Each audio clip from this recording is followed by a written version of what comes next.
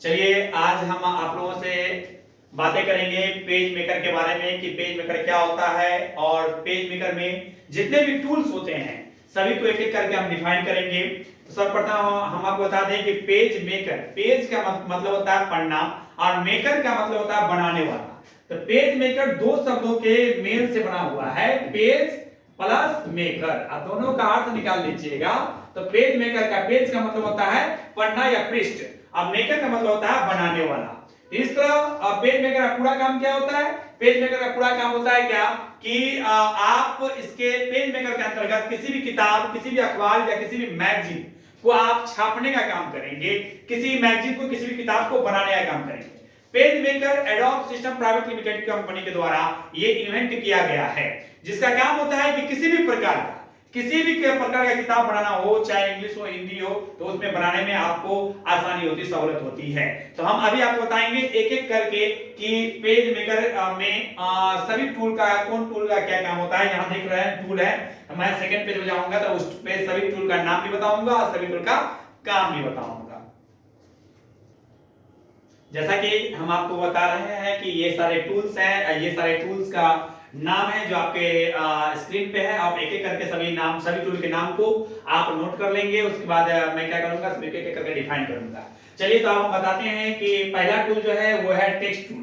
Text tool के बारे में बता रहे हैं कि टेक्स्ट टूल का काम क्या होता है कि पेज मेकर पर के पेज पर कोई भी शब्द लिखना हो तो आप टेक्स्ट टूल की सहायता से लिख सकते हैं। जैसे कि अगर आपको एपीसीसी लिखना हो तो आप लिख सकते हैं। कोई भी वर्ड लिखने की जरूरत हो, कोई वर्ड लिखने की जरूरत हो तो आप टेक्स्ट टूल की सहायता लेकर आप किसी भी वर्ड को लिखने का काम करेंगे। दूसरा है, आप आ जाइए पॉइंटर टूल की तरफ। पॉइंटर टूल का दो तीन काम होता है। पॉइंटर टूल का काम क्या होता है कि जब किसी वर्ड को एक जगह से दूसरी जगह मूव करना हो तो आप एक जगह से दूसरी जगह वर्ड को मूव कर सकते हैं। किसी वर्ड के आकार को, किसी पिक्चर के आकार को, किसी ऑब्जेक्ट के आकार को रीसाइज करना हो, यानी आकार को बढ़ाना घटाना हो, तब भी आप इसका प्रयोग कर सकते हैं पॉइंटर टूल का। तो पॉइंटर टूल का पहला काम क्या होता है कि किसी भी वर्ड को एक जगह से दूसरी जगह मूव करना, किसी भी वर्ड को रीसाइज करने का क्या काम करते हैं हम लोग पॉइंटर टूल की सहायता से। अब आइएगा क्रॉपिंग टूल। हालांकि क्रॉपिंग टूल पीछे भी पढ़े होंगे, फोटोशॉप में पढ़े होंगे, आप लोग मोबाइल में देखे होंगे। क्रॉप का काम क्या होता है? क्रॉप टूल का काम होता है कि किसी पिक्चर के एक्स्ट्रा पार्ट को काटना या छांटना कर सकते हैं। आप इधर जाइए, रोटेट टूल। रोटेट टूल का काम क्या होता है? रोटेट टूल का काम होता है कि किसी पिक्चर या वर्ड को अलग अलग एंगल में घुमाने का काम हम लोग करते हैं। फिर इधर से आते हैं, फिर लाइन टूल। लाइन टूल या दो लाइन टूल आप देख सकते हैं, ये भी लाइन टूल है और ये भी लाइन टूल है, दोनों लाइन टूल है, लेकिन दोनों का अलग अलग काम होता है। लाइन टूल जो है वो सिंपल लाइन है। सिंपल लाइन टूल मतलब क्या कि जैसे सीधा लाइन खींचना हो तो आप खींच सकते हैं, इस तरह हो या इस तरह हो, आप लाइन खींचना चाहेंगे तो सिंपल लाइन टूल से आप खींच सकते हैं। लेकिन इसमें क्या होता है कि लाइन जब खींचेंगे तो थोड़ा सा टेढ़ा होने की संभावना है, थोड़ा सा टेढ़ा हो सकता है। इस लाइन टूल से खींचेंगे तो थोड़ा सा क्या होता है, लाइन टेढ़ा होने की संभावना है। लेकिन आप इधर आइएगा कांस्टेंट लाइन टूल से, जितना फास्ट में लिखना लिखिए, जितना ही फास्ट लिखना हो, चाहे हॉरिजॉन्टल लाइन लिखना हो या वर्टिकल लाइन, ऐसे लिखें या ऐसे लिखें, वो जितना ही फास्ट में लिखेंगे एकदम 100% सीधा लाइन होगा। तो दोनों में क्या अंतर हो गया? इसमें हो गया क्या, सिंपल लाइन टूल में क्या होगा, लाइन खींचेंगे तो टेढ़ा होने की संभावना है, लेकिन आप कांस्टेंट लाइन टूल में जाएंगे तो क्या होगा, लाइन टेढ़ा होने की कोई चांसेस नहीं है, 100% सीधा लाइन खींचाता है। तो इस तरह आपने दोनों लाइन के बारे में समझ लिया। अब आगे बढ़ते हैं हम लोग रेक्टेंगल के बारे में। देखो इसमें भी दो टूल है। रेक्टेंगल में भी इधर भी रेक्टेंगल है और इधर रेक्टेंगल फ्रेम टूल है। दोनों को समझिए। रेक्टेंगल से दो काम होते हैं, एक होता है आयताकार बनाते हैं और एक होता है वर्गाकार बनाते हैं। आयताकार और वर्गाकार में क्या अंतर है? आयताकार में होता है कि आयत के आमने सामने की जो भुजा होती है वो बराबर होता है, जस्ट लाइक दिस। ये हो गया मेरा आयताकार।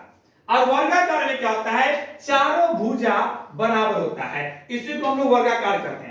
इसका मतलब ये हुआ रेक्टेंगल टूल से दो काम कर सकते हैं आप, एक आयताकार आकृति बनाएंगे और एक वर्गाकार आकृति बनाने का काम करते हैं।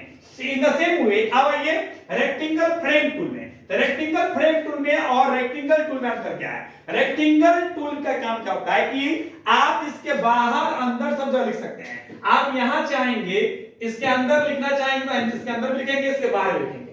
मतलब इसके रेक्टेंगल के, आयत के अंदर और बाहर दोनों लिखाएगा। लेकिन आप रेक्टेंगल फ्रेम टूल लेंगे तो क्या होगा, सिर्फ आयत के अंदर ही लिख सकते हैं, उसके बाहर आपका वर्ड नहीं जाएगा। इसका मतलब यह हुआ कि यदि आप वर्ड को रेक्टेंगल के बाहर अंदर दोनों लिखना चाहते हैं तो नॉर्मल रेक्टेंगल लीजिए। अगर आप चाहते नहीं वर्ड जो है मेरे आयत के अंदर ही लिखा है तो क्या करना होगा, रेक्टेंगल फ्रेम टूल लेना होगा। In the same way ellipse भी है, पॉलीगॉन भी है। तो अब आइए एक एक करके बताते हैं हम आपको। अब अगला टूल है हमारा इलिप्स टूल। इलिप्स टूल का दो काम होता है, इलिप्स का भी दो काम होता है। एक होता है वृत्ताकार आकृति बनाना, एक होता है अंडाकार आकृति बनाना, इसका इलिप्स का। हालांकि यहाँ इलिप्स फ्रेम ये भी सेम काम करता है, वही सेम बात। ये यहां से गोलाकार बनाएंगे तो उसके अंदर और बाहर दोनों चीज लिख सकते हैं, लेकिन अब आइए इलिप्स फ्रेम टूल में आइएगा तो सिर्फ उसके अंदर लिख सकते हैं। ये हुआ इलिप्स टूल, ये है इलिप्स। यहां से इलिप्स टूल लेंगे तो इसके बाहर भी लिखा सकता है, इसके अंदर भी लिखाएगा, ठीक है। अगर ये टूल लेंगे, इलिप्स फ्रेम लेंगे तो सिर्फ इसके अंदर ही कोई वर्ड लिखाएगा, इसके बाहर वर्ड नहीं लिखाएगा। मतलब हुआ कि गोलाकार के अंदर ही लिखना है कि अंदर बाहर दोनों लिखना है, अंदर बाहर दोनों लिखना है तो ये टूल लीजिए। ये हो गया अंदर प्लस बाहर, यहां मैं दोनों चीज लेता हूं, अंदर प्लस बाहर। ये क्या होगा, ये तीनों टूल जो है सिर्फ अंदर लिखेगा, मतलब शेप के अंदर लिखने का काम करता है। उसी तरह अब आइए फिर से पॉलीगॉन भी सेम वे में पॉलीगॉन का ही प्रयोग आप कर सकते हैं। पॉलीगॉन का काम क्या होता है, पॉलीगॉन का क्या मतलब बहुभुजीय आकृति। बहुभुजीय आकृति का मतलब होता है एक से अधिक जिसमें भुजा हो उसे हम बहुभुजीय आकृति कहते हैं। जैसे कि आप स्टार कह सकते हैं, जैसे इस तरह का बहुभुजीय आकृति होता है जिसको हम षटकोण अष्टकोण कहते हैं, ये हुआ बहुभुजीय आकृति। दोनों में अंतर क्या होगा, पॉलीगॉन टूल और पॉलीगॉन फ्रेम टूल।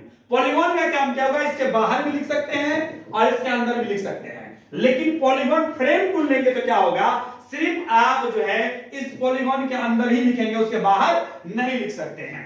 अब आइए, जब पॉलीगॉन के बारे में समझ में आ गया, यहां तक अगर समझेंगे रेक्टेंगल, इलिप्स और पॉलीगॉन, इधर भी है रेक्टेंगल, इलिप्स और पॉलीगॉन, ये सेम दोनों सेम काम किया। ये तीनों क्या किया कि केवल बाहर अंदर दोनों लिख सकते हैं, और ये काम क्या किया, सिर्फ अंदर लिखेंगे। ये अंदर प्लस बाहर, अंदर प्लस बाहर दोनों लिख सकते हैं। इधर वाला जो तीन टूल होता है वो शेप के सिर्फ अंदर लिख सकते हैं। अब अगला टूल आपके पास है, वो अगला टूल का नाम है हैंड टूल। हैंड टूल का काम क्या होता है कि हम लोग अपने पेज को स्क्रॉल करते हैं, यानी ऊपर नीचे जो है पेज को स्क्रॉल करते हैं। अब पेज को स्क्रॉल क्यों किया जाता है, पेज को स्क्रॉल तभी करते हैं जब नीचे वाला छिपा हुआ पार्ट को देखना हो। ऊपर छिपा हो तो ऊपर वाले पार्ट को देखना हो, नीचे छिपा हो तो नीचे वाले छिपे हुए पार्ट को देखना हो, तो आप हैंड टूल का प्रयोग करेंगे, जिसको हम स्क्रॉल भी कहते हैं। लास्ट है जूम टूल। जूम टूल के बारे में भी आप अच्छे तरीके जानते होंगे कि पेज को बड़ा करके देखना हो या पेज को, तो मेरा लास्ट पॉइंट क्या है, लास्ट टूल है हमारा जूम टूल। जूम टूल है, हैंड टूल समझ में आ गया होगा। हैंड टूल का काम क्या होता है, पेज को ऊपर नीचे स्क्रॉल करना, और हम लोग पेज को ऊपर नीचे स्क्रॉल इसलिए करते हैं ताकि छिपे हुए भाग को देख सके। ये जो मेरा जूम टूल है, जूम टूल का काम क्या होता है, पेज को बड़ा करके दिखना या छोटा करके दिखना। पेज को बड़ा करके क्यों देखते हैं, जिसका आंखों खराब हो या पीछे से देखना हो, दूर से देखना हो, तो वैसे लोग क्या करेंगे, पेज को बड़ा करके देखेंगे। ठीक है, धन्यवाद।